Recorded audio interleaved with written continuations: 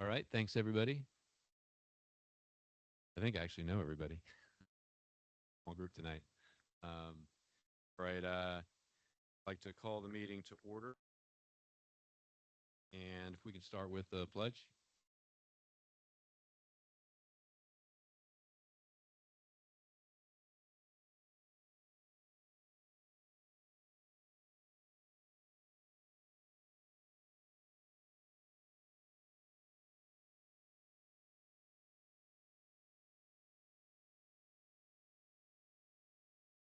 All right. We're going to start with recognition of visitors. We were going to have that at the end, but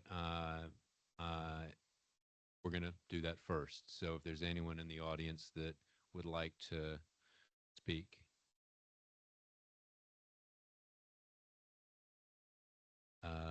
Nope, doesn't look like it. So that will we will move on to the capital project.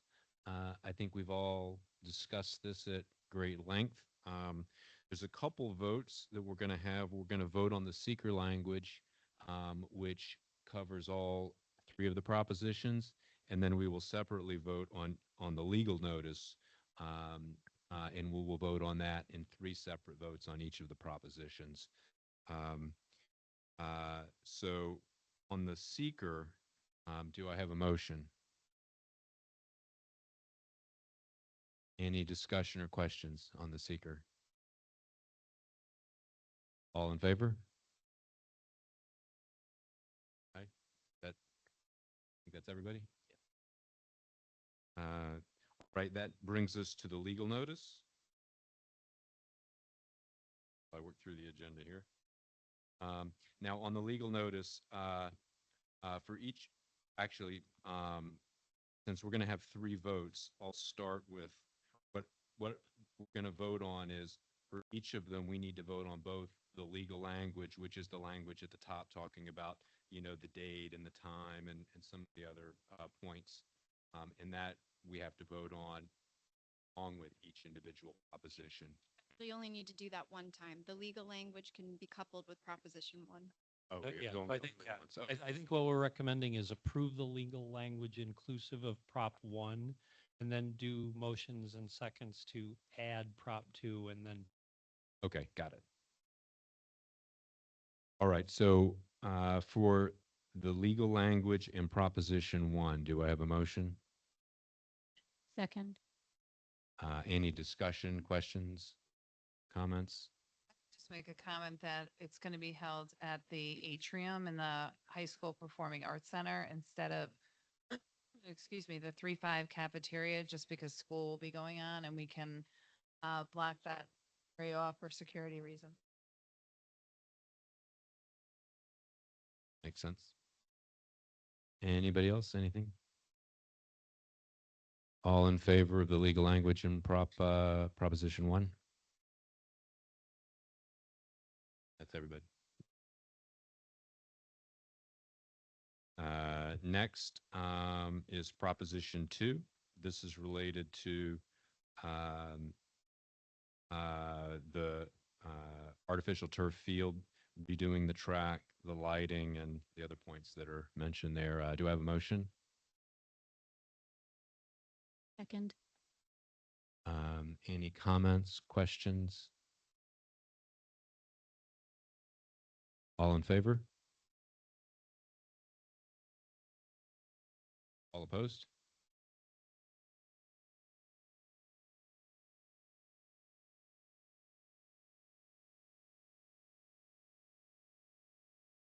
So that was in favor was Austin, Kelly, myself, and Aaron, and opposed was Charlie and Jen.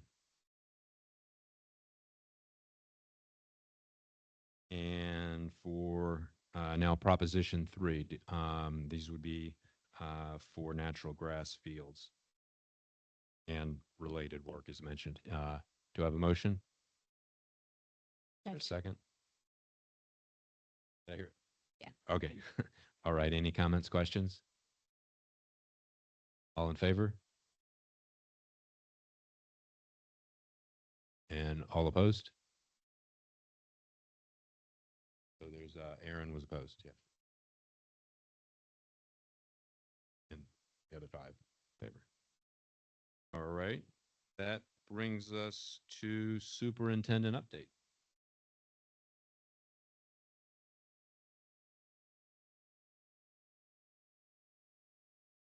I don't have too much to say except school's opening, which is a huge thing. And we want to thank all our 12-month staff for getting the building ready. We had a great barbecue today to celebrate the opening of school. And you could see all the construction that we've been doing, as well as other aesthetic upgrades.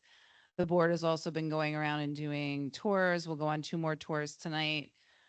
So other key dates, if anybody's interested too, is that tomorrow Lambs will have an open school event from 10 to noon. On September 3rd, Mill Road Elementary School will have an open house meet and greet from 3 to 5. Then we have our first day of school.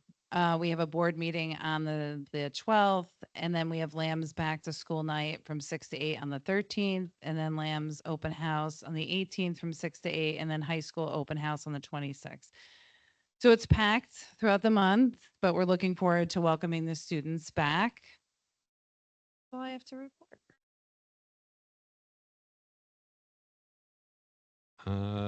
That brings us to, well, I guess I'll ask any comments, the board on anything for the superintendent? No? Wish everybody a good first day of school, and I hope everybody enjoys returning and being together back in with their peers and teachers, and just good luck on the first day. Yeah, and I just wanted to share some appreciation for the movement that this particular building has done in getting preparation for the pre-K classroom. Looks like it was always there, and the window construction is going along really well. I mean, every time I come, there's more windows in. So just to say thanks for that. And that's a lot of hard work right around the time school is starting. Excellent. That brings us to consent agenda. Do I have a motion? Motion. Any questions, comments on anything on the consent agenda? I just wanted to see, I don't know, correct me if we can open this up or not, but I just want to see Bruce wanted to comment any on the corrective action plan. I'm familiar with it, but I know we have a new team, so just to reflect on some of the things that come from those 2 items. Yep. So I will stay really high level unless anybody wants to dig more deeply. But what you're looking at there is one audit review that was done by the New York State Comptroller's Office. They typically come on a 5-year cycle. When we got the invitation letting us know that they were going to be visiting us, I did share with the board members at the time the 30 most recent comptrollers audits, and 27 of them used what I would frame as inflammatory language to be critical of the district that they were auditing. So the auditors came. They were actually some of the best comptrollers auditors that that I've encountered in my career. They spent darn close to a year here, eight or 10 months. And about half to 2/3 of the way through, they said they're ready to, they've picked their audit focus area. And what they had picked was our transportation depart fueling system and easy passes. I think we framed that as a positive result of the comptroller's office right out of the gate, because there are about $200,000 worth of transactions there. If you read a typical comptroller's audit, it typically uses language that is critical of the district and then talks about the 30 or $40 million worth of transactions affiliated with that criticism.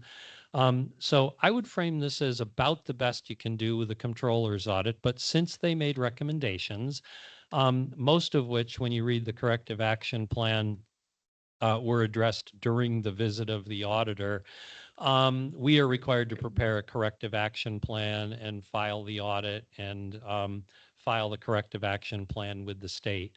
The second audit was the audit of the internal auditor. That's an audit that has been required for approaching 20 years at this point, ever since the Rosalind debacle, which many folks may not even remember, but that was a situation where board members and administrators and staff were all participating in defrauding and rerouting money from the district. So ever since that event, school districts with more than 1,500 students have been required to have an annual internal audit. And the internal audit is designed to have an auditor come in with the specific purpose of analyzing the internal controls of the district. And how likely it is that the district would be able to spot those kinds of fraudulent behaviors and stop them before they perpetuated. So an internal auditor will always make some recommendations, and typically they're moving you modestly along a spectrum between internal control at one end and efficiency and ability to have backup staff on functions at the other end. So if you read that audit, you'll see that there were some what I would frame as very modest and soft recommendations, some of which we can implement and some of which may not really be all that good of an idea to implement. And the detail of that is in the resulting corrective action plan related to that audit. And I'd be happy to go deeper and answer questions if anybody had some. No, I read through it, printed it out. Any other comments or questions on anything on the consent agenda? Thanks for the donation. That was nice. Want to comment on that? Pardon? The Red Hook Education Fund donation. It's on here. Did you vote yes for that consent agenda yet? No, It's we on right no, now. we haven't. Yeah. Okay. Oh, were you? No, we're gonna vote Were first, you- I guess. I'm gonna let Janet do it. Can we vote? Yep, ready. Okay, all right. All in favor? Aye. Aye. Just wants to keep it moving. All right. Okay, I couldn't hear what you were saying. Sorry. Just appreciation for the Red Hook Education Fund. Ah, okay. Yes. Yeah, I would like to thank Mr. Alessi. He's a PE teacher here. I remember talking to him about this earlier this year, and we were talking about the lack of fine and gross motor skills that we're seeing with some of our students. So he was very excited about teaching students how to ride bikes. A lot of our students don't do that as we used to do maybe when we were younger. So the Red Hook Education Foundation graciously gave us $9,000 to get 2 teacher bikes, 30 2-in-1 balance bikes with pedal conversion kits, fully adjustable helmets, and 2 rolling storage racks. So balance bikes is really the important part. And then they also are going to be able to eventually turn into regular bikes when students are ready. So if the path and the bikes all go together, it'll be great to have this for students. So we want to thank them. That is a challenging skill to teach kids. I learned the hard way with my first one, and the second one I learned teach them how to stop. Uh, Once they know how to do that, then they go. Mr. Casada, do you want to say something?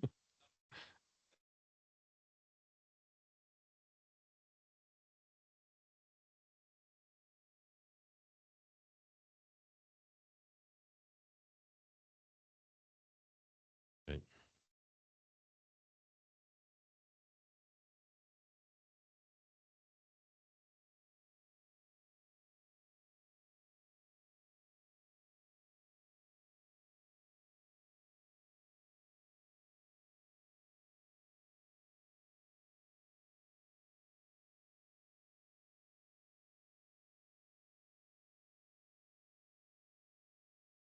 Yeah, that's great.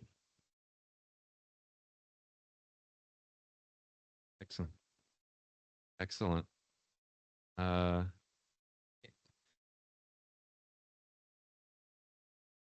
So are we ready to move on to personnel agenda? Do I have a motion? Motion. Second. Any questions, comments? Or should we vote? And then is there anything you want to say after we vote? Dr. Warden? Okay. All right. If there's no comments, we'll, I just wanted to hear a little bit if there could be like a really tiny comment about the like ambassador program as well as the I can't remember what it's called now. Mentee program.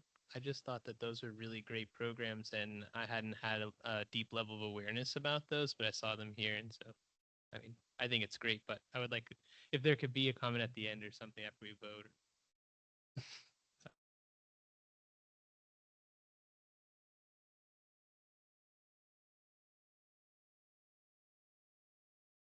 Oh, okay. All right. Sorry. Uh, Yeah, No, no, no, we'll let's vote. we'll do the vote. All right, all in favor? Okay, all opposed? Ready? All right.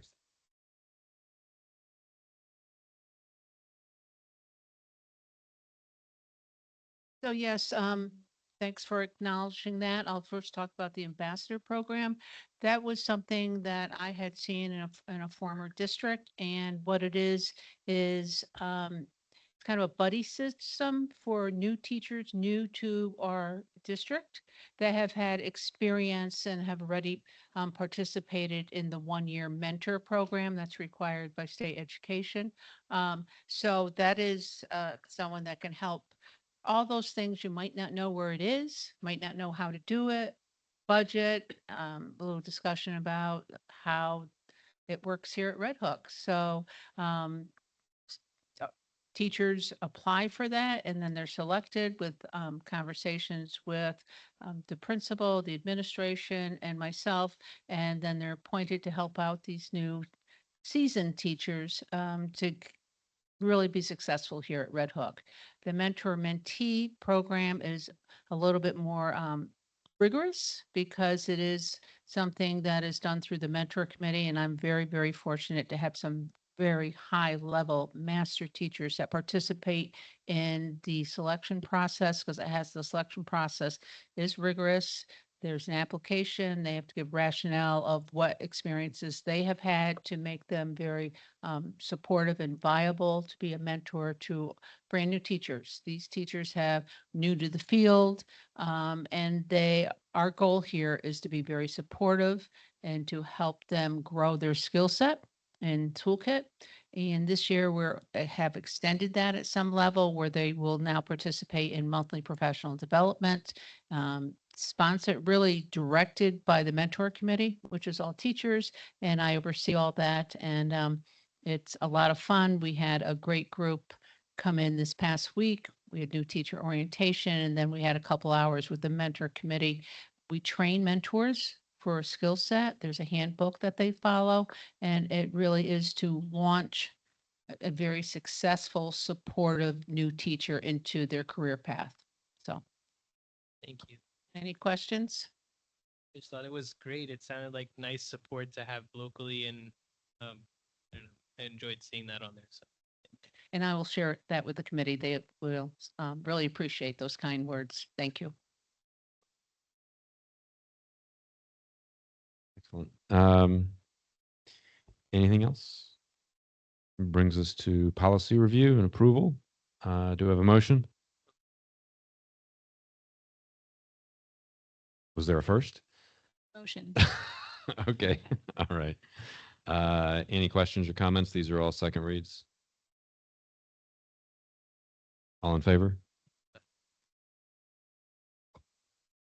That's everybody. That brings us to BOE review remarks. So open it up.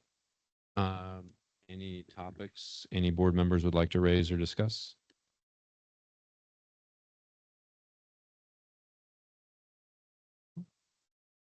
Kelly? Nope, no. Go.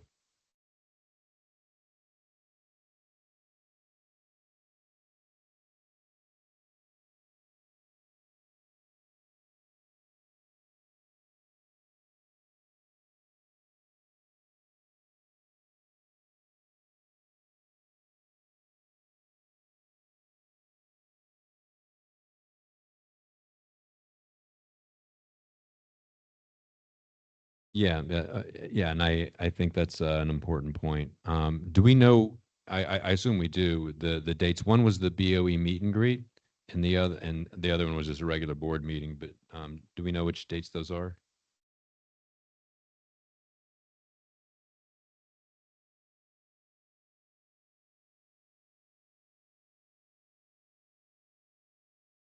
We haven't sent out a,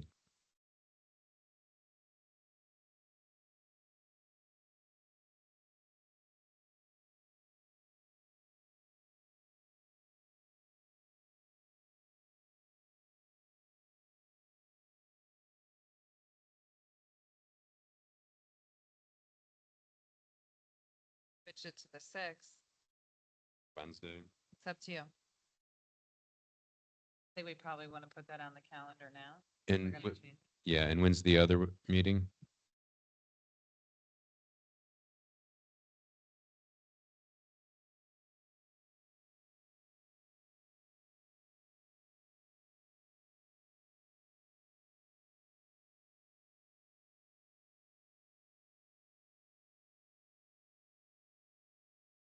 We can, once we figure out the date, we can email around and decide. It sounds like it's far enough out that we've got time to shift that to the Wednesday if we need to, March or April.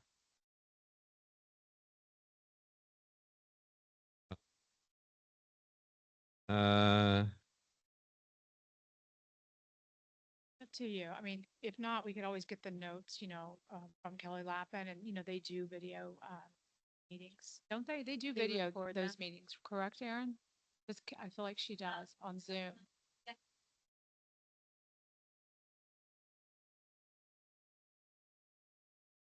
Yeah, and I think she'll, and then if we move the one in March or April, we can let them know that there's only one that of our whole schedule, there's only one meeting.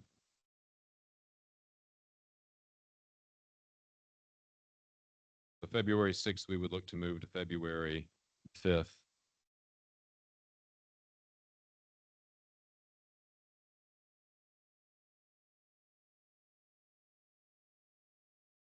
We just move it to the day before, so we don't get. Yeah. All right. We can talk about moving the one in February up a day or out a week. Yeah. Okay.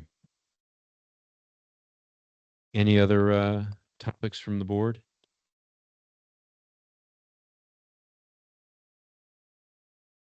All right. That brings us to, we had a recognition of visitors at the beginning, and there wasn't anyone here yet who wanted to speak. So I'm going to extend that opportunity again.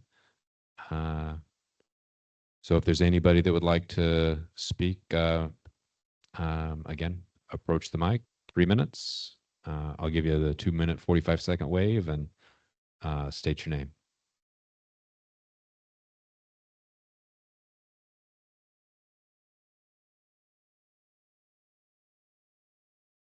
Hello again. My name is Frank Migliarelli. And I saw that you guys are putting the artificial turf back up for another vote, or at least it's being talked about. So I just wanted to go back to the meeting, I guess it was in June, the facilities meeting. I went back and I rewatched the recording, and I caught a couple things that I just thought bring to everyone's attention, and maybe I'm not looking for hard answers. If anyone wants to answer, they can. But in some ways, I feel like this is, this is a quote often attributed to Einstein about insanity, doing the same thing over and over again, expecting a different result. If you don't mind, Jen, can I ask you a quick question? You run a school, right, with children? No? Okay, no No, question. I'm gonna, No question. as a matter of protocol, yeah, we No don't problem. do Q&A. for Okay, these. a couple things that I noticed that were pretty disturbing about the meeting. Dee Croft read a list of chemicals and materials, including, I believe, arsenic, that is actually in the grass that this company, Seamus, the turf salesman, sells. And he admitted it. He said, yes, it was there. And his response when he admitted, he said, yeah, that stuff's in there. He said, but we make toys that kids play with, and we don't care. What's the difference? Didn't that make anyone think? The guy just shrugged his shoulders. Chris from Cornell, who was a turf expert, turned to him and said, actually, we really don't know what some of the long-term effects are of some of these chemicals, especially with these new configurations. And that means to me that this is a risk. In the district priorities, Chris said, you guys turned to the experts and said, give us a recommendation. This was towards the end of the meeting at like 2:20. Chris from Cornell said, what are your priorities? That would help us. And Erin stated that, and this is around 2:18, that her priorities were playability and fiscal. I'm sorry, but that should not be the priorities. The priorities are the well-being and the safety of students. And if it is fiscal, why are we putting this on a third vote? All right. This is a problem that you hired consultants to solve. There should be a value engineering plan put in place. We should be talking about putting natural grass in. This is ridiculous and a waste of money. So I found that extremely disturbing. A lot of the arguments that people have been putting forward, and you guys have been selling this as an environmentally friendly solution. It's a pretty specious argument, because even Seamus, the turf guy, admitted at the meeting that the recycling programs have not worked. I didn't see any product that he was, any sample of, I don't know what the building thing he was calling, the stuff that they're making out of the grass. Has anyone seen this stuff? Has anyone seen the numbers? Is that a successful program? No.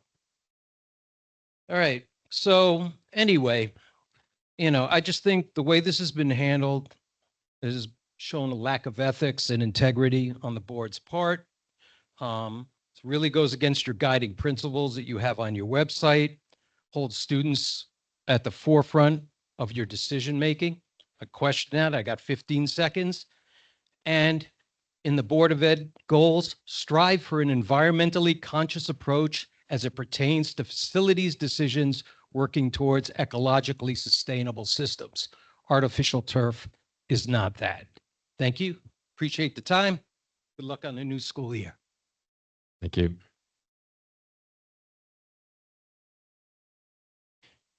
Anybody else? Oh, sure.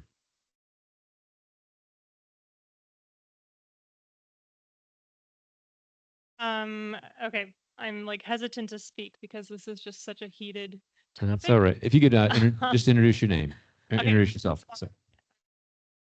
So just bear with me. I did write something. Hi, I'm Mari. I have 2 young kids in the district, and I went to Red Hook. I just want to offer a few thoughts in support of the artificial turf field.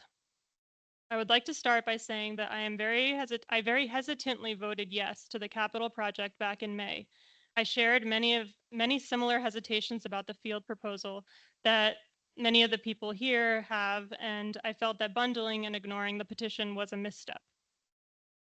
Since then, I have gone to every community conversation event the district has held. I participated in the survey. I've spoken to Tom Casada directly. I came to the facilities event with Chris from Cornell and the architect, and I've watched every board meeting since then from beginning to end, a lot of time. Point is, from listening and reflecting on all the varying information that's been given, I find myself now very much in support of the field, and I strongly hope it is offered again to the voters. In the interest of time, I'm just going to list a few points that I have that I feel like are worth mentioning. One, while grass fields seem appealing on the surface, my understanding is that they simply do not address the educational programming component, which to me is a big one. Even with 6 new grass fields, the needs would not be met with our expanded programming offerings. The fields would still need time to rest in order to maintain them to the standard that you'd want, and finding that rest time would be challenging. Kids would still be bused to Bard and Rec Park to play on those turf fields. I think people are forgetting that this is a school facility. It's not like a park. There are specific educational needs for our students. This is a classroom, and in my opinion, one of the most important ones. Getting kids outside as frequently and for as long as possible is hugely important. There is a mental health benefit here, and in this sense, turf wins that argument. 2, the field accessibility component is one I feel that has been underemphasized. Equity is everything. This is 2024. Discussing upgrade options that are not obviously accessible to every single student should be shut down immediately. Last board meeting, someone asked if Prop 2B Grassfield 1 would be accessible to all students, and I did not hear a clear answer to that question. Point 3 is the environmental factor. This was the main one that made me super hesitant back in May. I feel that given the district's commitments to using PFAS-free materials, recyclable materials, lead-free materials, and potentially organic materials, this concern has been addressed. I understand that some of these claims are blurry, but like every decision that we make as humans, our impact on the environment, the pros and the cons must be weighed. I feel that with the benefits that a turf field brings to students, these new commitments are more than adequate. I want to emphasize again that this is an educational facility and it's not like a Go Green initiative that the school is proposing. Attempting to best address our students' needs with the least amount of negative impact to our environment is the goal. And I think the new prop does that. The prop in May did not do that. 4, some of the board members, as well as members of our community, are saying things like, the community already said no twice, respect that. I just want to emphasize that many propositions take multiple rounds to pass. That is not abnormal. I went to Red Hook High when the auditorium failed, and I remember it vividly. And now they have a beautiful facility that should have been there years earlier. I also want to point out that this proposition would not be the same as the last one, specifically given the new commitments to the materials after many public events and outreach. Presenting the community with new propositions that benefit students and attempt to meet the public where they're at is not disrespectful. The survey results showed that hundreds of people said they would still be open to artificial turf if certain concerns were addressed. And I think that's exactly what the district has spent the summer doing. And lastly, this last point is a tougher one to make, but I actually think it's one of the biggest ones. It's just to take a minute to think about the greater community and the impact something like this has. Athletics is a huge part of the identity of Red Hook, and that's whether you're an athlete or not. We're lucky to live in a district that's so spirited. When I went to Red Hook, the sports facilities were community hubs. Everyone was at those events, the night games, the homecoming games, the random fundraising events, like everyone, not just athletes. Red Hook is a small community, and increasing the sense of wellness and belonging, as well as personal connections to the school outside of school hours, I truly believe that's how students thrive. Thank you. Anybody else? And I think that brings us to adjournment.